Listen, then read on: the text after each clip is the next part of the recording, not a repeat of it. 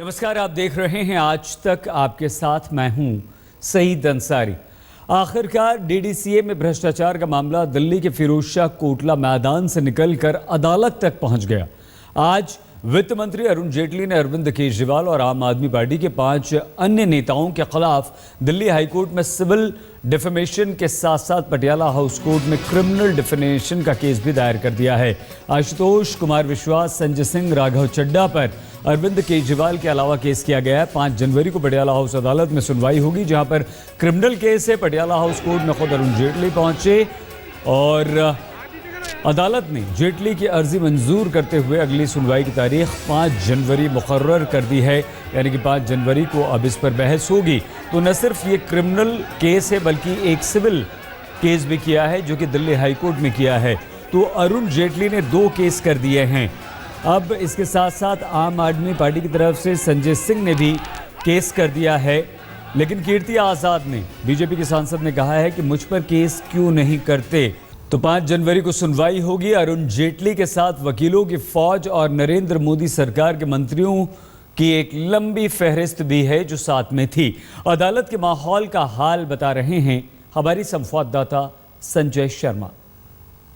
DDCA का मामला अब अवमानना का यानी मानहानि का मामला अब यहाँ पटियाला हाउस अदालत पहुंचा है। वित्त मंत्री अरुण जेटली यहाँ पहुंच चुके हैं पटियाला हाउस अदालत तक। उनकी गाड़ी यहाँ दिखाई पड़ रही है। हालांकि उन्होंने ये दावा किया था कि वो पर्सनल कैपेसिटी यानी निजी क्षमता से वो यहाँ पर आएंगे, लेकिन वो लाल बत्ती गाड़ी में आए हैं यहाँ अभी फिलहाल।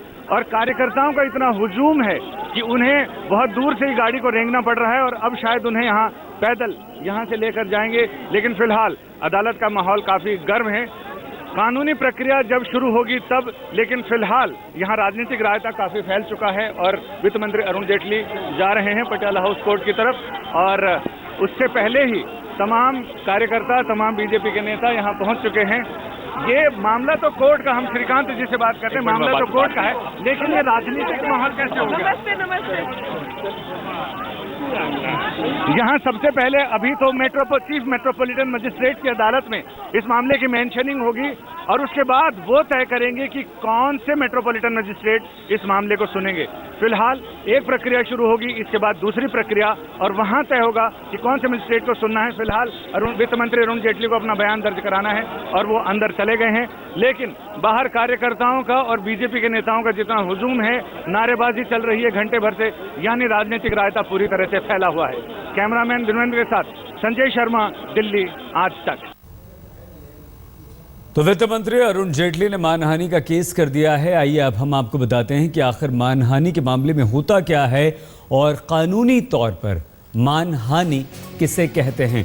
आधारहीन आलोचना पर यह मुकदमा दर्ज हो सकता है। अगर कोई आपकी आलोचना करता है जिसका कोई आधार नहीं है, लिखित या मौखिक आरोप बन सकते हैं कि इसका आधार आईपीसी की धारा 499 और 500 के तहत दर्ज होता है मामला। अगर कोई आपके बारे में कोई ऐसी बात करता है जिसका कोई आधार नहीं है, जो झूठी है, सिविल और अपराध दोनों धाराओं में केस दर्ज हो सकता है। अरुण जेटली ने दोनों धाराओं में केस दर्ज करवाया। सिविल मुकदमे में आर्थिक दंड का प्रावधान है। 10 करोड़ रुपए तक का जुर्माना आम आदमी पार्टी अरविंद केजरीवाल को देना पड़ सकता है। आपराधिक मुकदमे में 2 साल तक की जेल की सजा का प्रावधान है। मतलब ये हुआ कि अगर आम आदमी पार्टी और उसके नेता ये केस हार जाते हैं तो दोनों सिविल और क्रिमिनल में तो 10 करोड़ रुपए तक का जुर्माना भरना पड़ सकता है और 2 साल तक की सजा हो सकती है। अरुण जेटली के समर्थन में उतरी कैबिनेट मंत्रियों की फौज ने एक सुर में आम आदमी पार्टी के साथ ही आरोप लगाने वाले सभी लोगों के खिलाफ जमकर हल्ला बोला। मंत्रियों ने कहा कि डीडीसीए में घोटाले के आरोप झूठे हैं, सिर्फ अरुण जेटली को बदनाम करने की ये साजिश है। अरविंद केजरीवाल जी ने, जिसने राजनीति को निम्न स्तर पर पहुंचा दिया है और जिस तरीके के उन्होंने अनर्गल आरोप लगाए हैं, उस पर हर तरीके से जवाब देने की आवश्यकता है। आज कोर्ट के माध्यम से, कानून के माध्यम से हमने करने का प्रयास किया है और हम अरुण जेटली जी के साथ पूरी ताकत के साथ खड़े।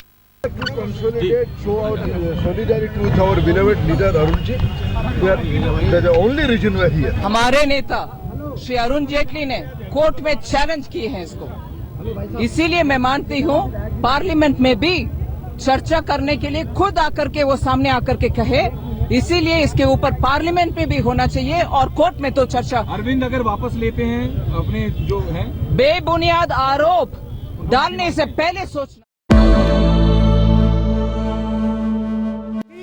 मेरे पास इस कागज पर लिखे हैं, 30 नाम आपकी स्क्रीन पर आएंगे। ये 30 नाम नहीं है, दरअसल 15 की वनडे टीम है, 15 की T20 टीम है। बड़ी खबरें हैं आज। सबसे बड़ी खबर यह कि वर्ल्ड